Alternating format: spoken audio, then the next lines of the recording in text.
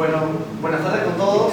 Tal como comentó Reinaldo, soy actual interno de investigación del PIMA, de la parte marina, y vengo a presentarles este estudio piloto llamado el ADN ambiental como alternativa a los métodos tradicionales de monitoreo.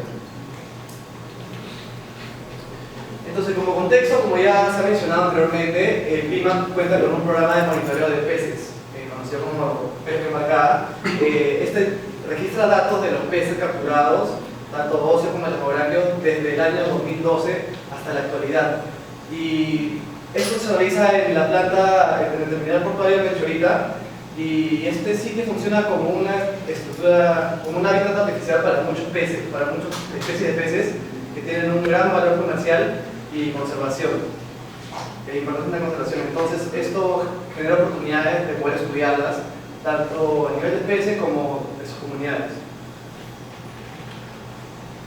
Bueno, y también, al igual que el PIMA, muchos monitoreos, métodos monitoreos se basan en el uso de artes tradicionales, ¿no? Como aparejos de pesca, centros submarinos, entre otros.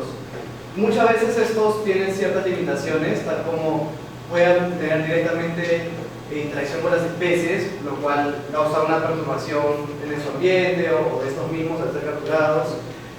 A veces estos pueden tener cierta selectividad, algunas artes pueden estar capturando algunas especies y dejar de lado a otras, eso puede generar ciertos sesgos, como cualquier método.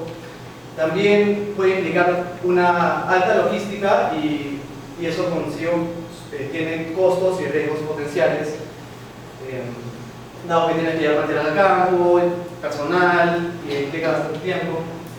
Y bueno, justamente también requiere un personal que está previamente entrenado, especializado. Acá ponemos, por ejemplo, unas imágenes. En este caso, por ejemplo, puede haber mucha turbidez en el agua y los centros submarinos son un poco limitantes en estos aspectos. Entonces, esto hace que nos preguntemos cómo podemos mejorar el monitoreo de la biodiversidad.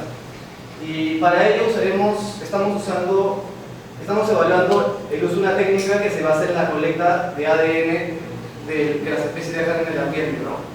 Entonces, como se ve en la imagen y se dice acá en inglés, el océano es como una sopa de ADN. Y este ADN, con una técnica que se llama el análisis de ADN ambiental, podemos recuperar y analizar qué especies se encuentran presentes. Y bueno, como comenté, las especies pueden dejar rastros de sus ADN propios en el ambiente, estos a partir de por ejemplo, escamas o pedazos de tejidos, ADN libre, células. Entonces, este ADN, conocido como el ADN ambiental, se puede llegar a colectar y procesar en el laboratorio. Y lo que podemos hacer es contrastar ese ADN que se encuentra en el ambiente con una base de datos de referencia de las secuencias que puede haber para cada especie disponibles, y con eso se puede descifrar qué especies se encuentran presentes, ¿no? Y este proceso de colecta del ADN ambiental y análisis se conoce como eDNA metamarcovia, que de acá en adelante lo voy a mencionar como análisis de ADN ambiental.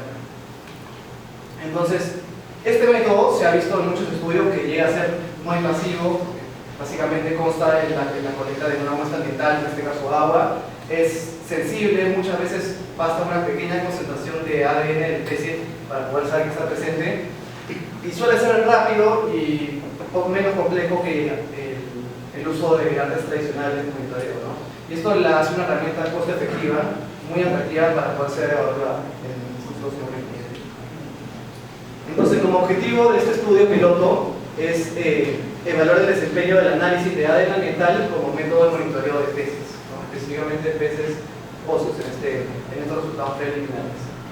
Y para ello nos vamos a preguntar las siguientes preguntas de investigación, que es si existe similitud entre las taxas reveladas por el ADN ambiental o el monitoreo tradicional del PIMA, que mencioné, que se mencionó anteriormente, si es que los patrones de riqueza recuperados con ambos métodos llegan a ser semejantes, y si es que la dominancia de especies o taxas se ve igualmente reflejada por ambos métodos, ¿no?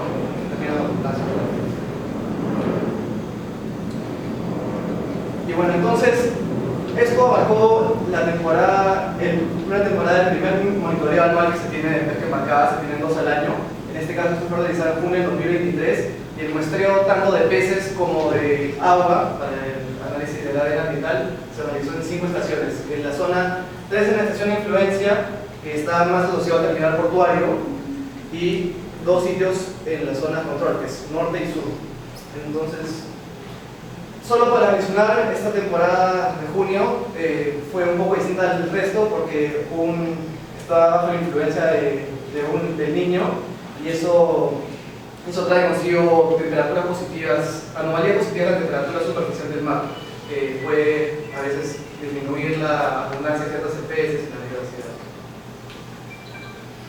Y bueno, para la metodología de monitoreo tradicional del clima, eso es lo que se sigue. En primer lugar, se llega al sitio de muestreo, se despliegan artes de pesca, se da una colecta de peces y finalmente se identifica taxonómicamente y se hacen ciertos registros biométricos como el peso, la talla, entre otros, ¿no? Aquí podemos ver unos ejemplares capturados en temporadas, un pejerrey, un rambollo y algunas esfiraderas.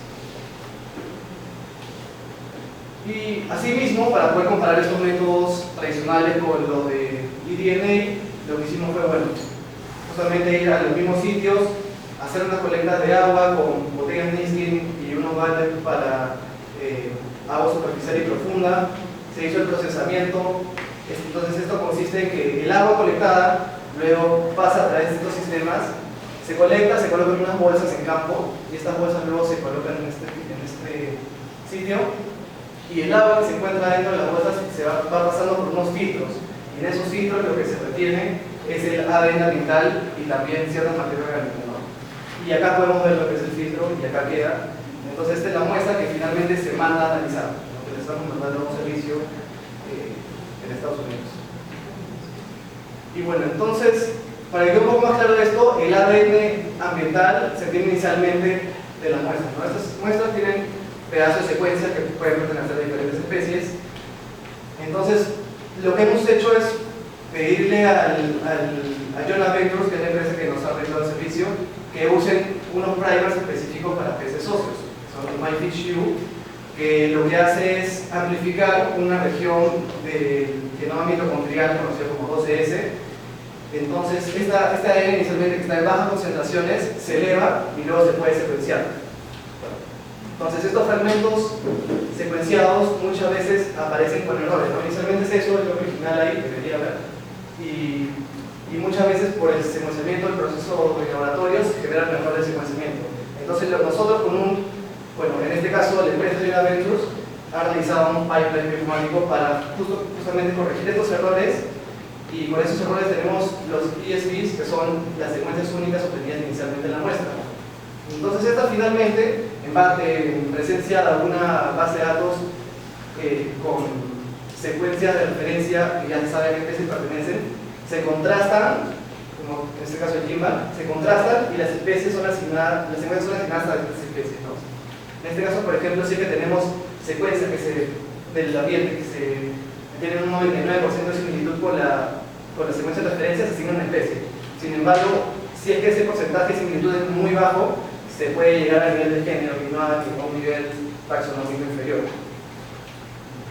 Entonces, solo para que quede un poco claro, no voy a detallar mucho, el monitoreo tradicional del clima fue un poco más trabajoso y duró más tiempo en campo. Con respecto al eDNA, que lo que se tuvo es finalmente un menor tiempo en campo y fue menos trabajoso, pero el procesamiento acá duró más del servicio. Y finalmente lo que se tuvieron son datos de especies, de abundancia, y acá también las aproximaciones de especies y abundancias relativas, que está relacionado al número de fragmentos. Entonces, también el monitoreo tradicional del BIMAC fue un poco más costoso con respecto al ADN ambiental.